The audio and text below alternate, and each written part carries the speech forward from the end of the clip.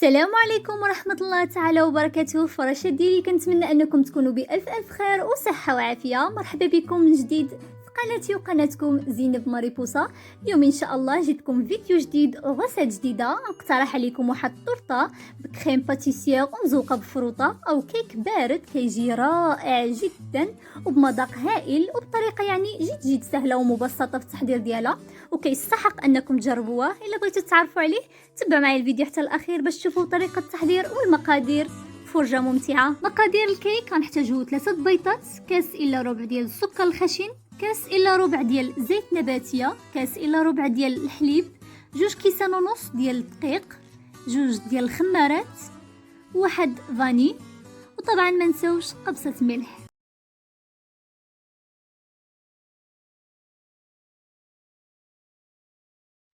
في الخلاط الكهربائي غادي نخدموا بيضات والسكر الخشن، غنضيفوا سكر فاني، قبصه ملح. غنخدموا المكونات ديالنا مزيان حتى يرجع لنا اللون ديالو مائل الى الابيض.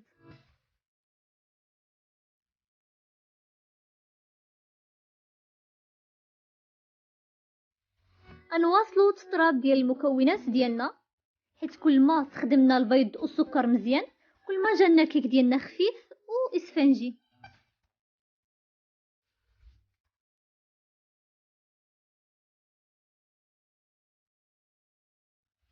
ودابا نضيفوا الخليط ديالنا الزيت النباتيه بشكل تدريجي وحنا كنطربوا.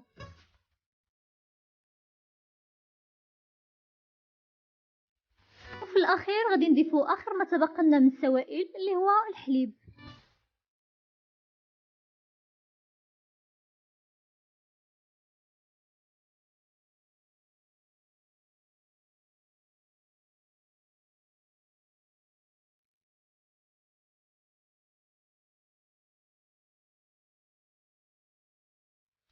في واحد البول غادي نصبوا الخليط ديالنا،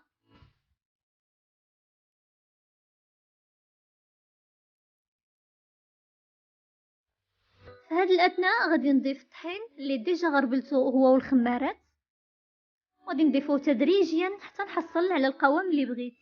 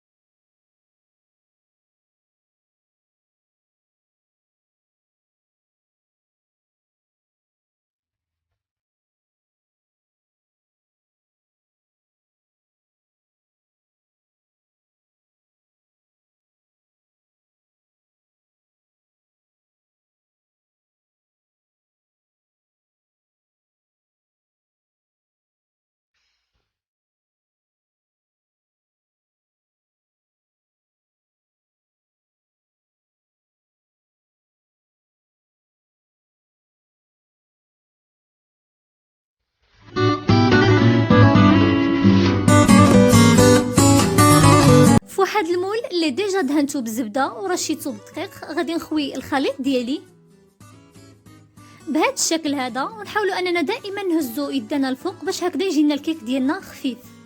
غندخل الكيك ديالي الفران يكون بارد، غنشعل عليها الفوقي والتحت على درجه حراره 170. ملي غنشوفها تنفخت واحد شويش غادي نهبط الحراره ل 160 درجه. وللاشاره هذه بالنسبه للفران دكاز. وهذا هو الشكل ديال الكيك ديالنا، كيجي مذهب واسفنجي، كيجي رائع.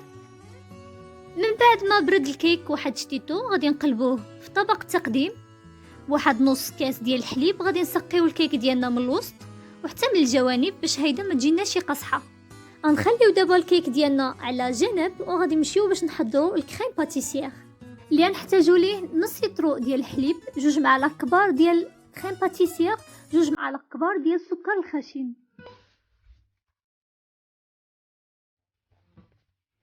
فواحد الكاس خول اللي ديجا عملنا فيها الحليب غادي نضيفو باقي المكونات اللي هما سكر سنيده والكريم باتيسير، وغادي نحركو المكونات ديالنا مزيان مزيان حتى ما يبقاوناش ديك التكتلات، عاد نعملوهم فوق نار مهيله.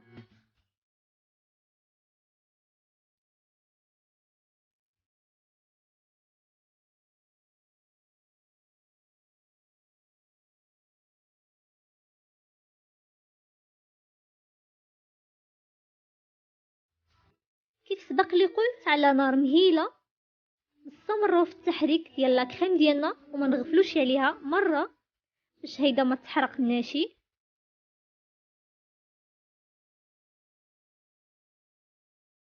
تعقدنا لا كريم وديك الساعه عاد نطفيو عليها.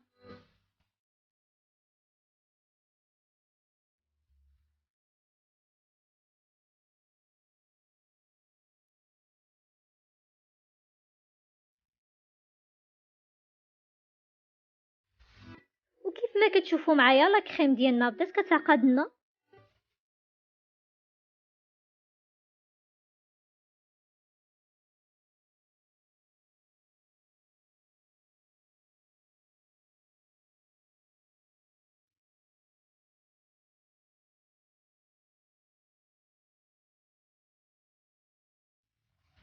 ومن بعد ما عقدتنا لا كريم ديالنا غادي نخويوها فوق الكيك ديالنا وهي سخونه ونخليوها واحد شتيتو تبرد واحد شويش ميم با 2 مينوت، وعاد نعملوا الفواكه ديالنا باش هكذا ما تهبطناش. بالنسبه للتزيين انا اختاريت فرومبواز لي سوريز وكيوي.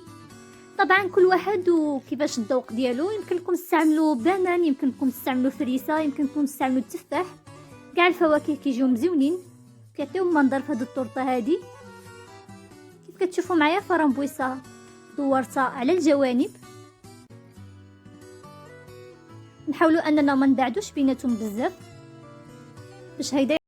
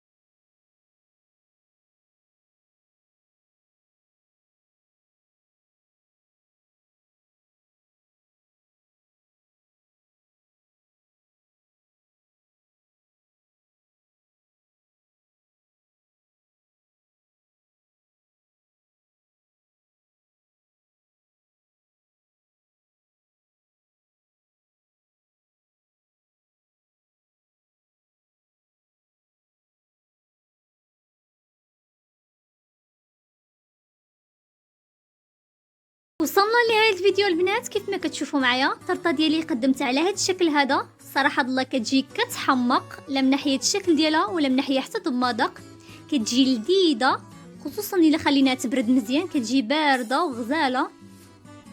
جربوها حتى نتوما ان شاء الله، غادي تصدق معكم بالمقادير اللي عطيتكم. وطبعا البنات الى عجبكم الفيديو ما تنساوش تخليوا لي تعاليق مزيونه بحالكم، وترتقوا لي هذا الفيديو هذا باللايكات، ونتلاقاو في فيديو قادم ان شاء الله. طبعا اللي مازال ما اشترك يشترك ويفعل الجرس باش يوصلكم اي جديد. دمتم في رعاية الله، مع السلامة.